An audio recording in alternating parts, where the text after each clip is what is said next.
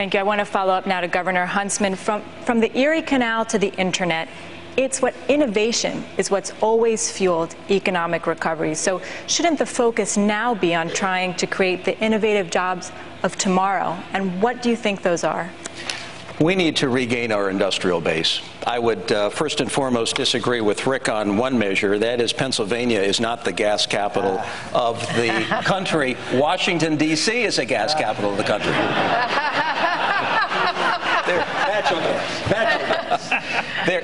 There are two things that critically need to be done for us to stay ahead in this highly competitive world. And when we lose one or both of them, we lose out to the Chinese and the Indians. One is maintaining a strong commitment to innovation, entrepreneurship, and freedom in the marketplace. We have the sense of innovation that no country has been able to replicate. Some have tried, and some will continue to try, but nobody does it like we do here. And that gives rise to high technology, to regular manufacturing jobs across the board. It makes this economy hum when it's working well.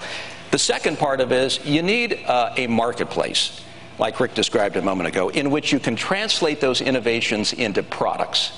We are losing our ability to maintain a competitive marketplace today. All right. That's taxes, that's regulation. We've lost it to others. So right now we're not able to translate innovation to the market. We've got to regain the magic of a strong marketplace so that we have the complete package. Karen. Congressman Gingrich, Speaker Gingrich, Medicare is going broke. Consider the fact that half of all Medicare spending is done in the last 2 years of life. And research that has been done right here at Dartmouth by the Dartmouth Atlas would suggest that much of this money is going to treatments and interventions that do nothing to prolong life or to improve it. In fact, some of it does the opposite. Do you consider this wasteful spending? And if so, should the government do anything about it? You know, I'm really glad you asked that, because I was just swapping emails today with Andy von Eschenbach, who was the head of the National Cancer Institute, the head of the Food and Drug Administration. But before that, he was the provost at MD Anderson, the largest cancer treatment center in the world.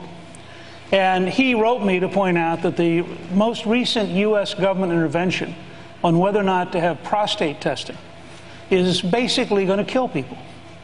So if you ask me, do I want some Washington bureaucrat to create a class action decision which affects every American's last 2 years of life? Not ever. I think it is a disaster. I think, candidly, Governor Palin got attacked unfairly for describing what would in effect be death panels.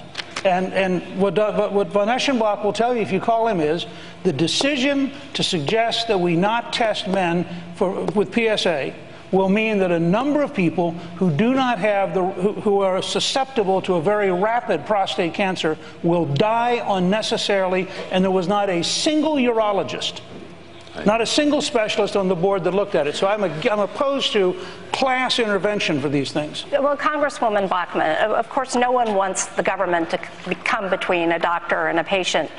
But do you think that Americans are getting the most for their money in Medicare spending? And how can we make sure that the money that is being spent on the treatments and the preventive treatments that do the most? We have a big problem today when it comes to Medicare, because we know that 9 years from now, the Medicare Hospital Part B Trust Fund is going to be dead flat broke. So we've got to deal with this issue. I was in the White House with President Obama this summer. We asked him not once but 3 times, President Obama, what is your plan to save Medicare? And the president mumbled, and he didn't give an answer the first time, the second time. And the third time, the president said something very interesting, Karen. He said Obamacare. I think that senior citizens across the country have no idea that President Obama plans for Medicare to collapse, and instead everyone will be pushed into Obamacare. And just like Newt Gingrich said, the way that Obamacare runs, there's a board called IPAB It's made up of 15 political appointees. These 15 political appointees will make all the major health care decisions for over 300 million Americans. I don't want 15 political appointees to make a health care decision for a beautiful, fragile 85-year-old woman who should be making her own decision. We'll come back to Medicare as well, and medical issues, and then the cost of Medicare in the United States. I want to talk about advisors and appointees. Tell me, Governor Huntsman, whose advice do you seek on economic issues, and what's the profile of the kind of person you'd like to have advising you in your White House? I'd like the profile of my own father, who's a great entrepreneur. And he started with nothing, and he built a great business. And my brother now runs that business. People who have been out in the world, who have actually had their hands on products and manufacturing and know something about how to build something from the ground up. That's what this country has always done. It's what we need to continue to do. But in order to have the right policies in place, and some I've put forward as governor of the great state of Utah, tax reform. I created a flat tax in the state of Utah. It took that state to the #1 position in terms of job creation. Regulatory reform and energy independence. I want the kind of people who understand what makes an economy work. But let's be real about what it takes to get into federal government service these days.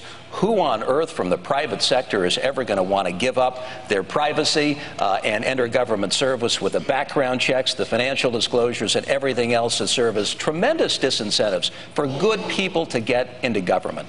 So what we have today, Charlie, we've got a professional governing class of people on one end, and then you've got private sector. And so what would you do about that to change that, to attract those kind of people so that they would be willing to serve a cross-section of people from every Let's get back to gender. what we did a generation or two ago when we were more open in terms of accommodating people from all backgrounds who wanted to take a little bit of their life and serve in government and then leave and go back to what it is they did best, whether on the farm or whether insurance or whether business or whether academia. When you mention a flat tax, does that mean that you look with some favor upon 999 that Herman Cain mentioned at the beginning of this conversation? I think it's a catchy phrase. In fact, I thought it was the price of a pizza when I first heard about it.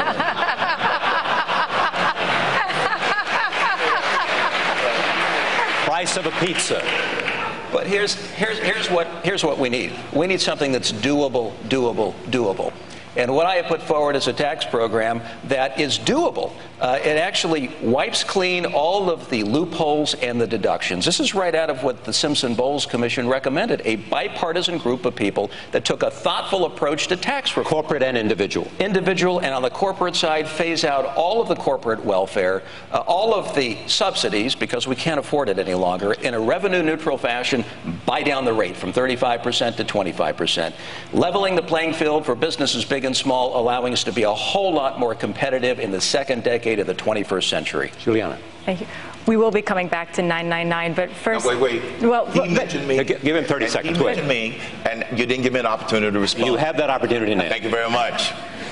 999 will pass, and it is not the price of a pizza because it has been well studied and well developed. It starts with, unlike your proposals, throwing out the current tax code.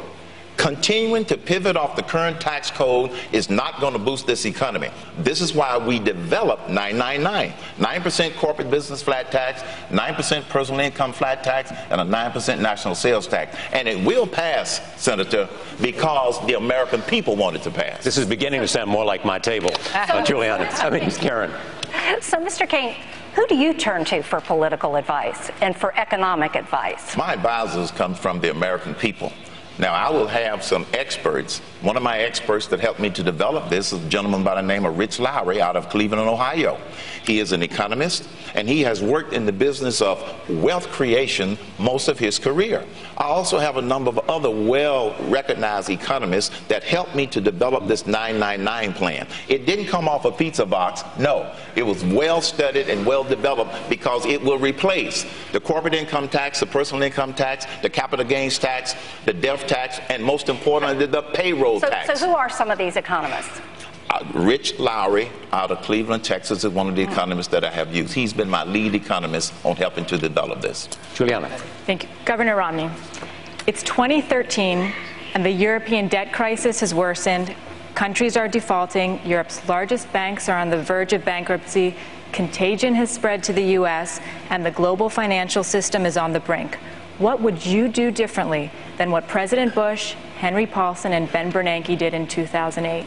Well, you're talking about a scenario that's obviously very difficult to imagine, but it's not a hypothetical, because more than half the I'm afraid it is a hypothetical. It's not, Governor, it's you not want to explain why?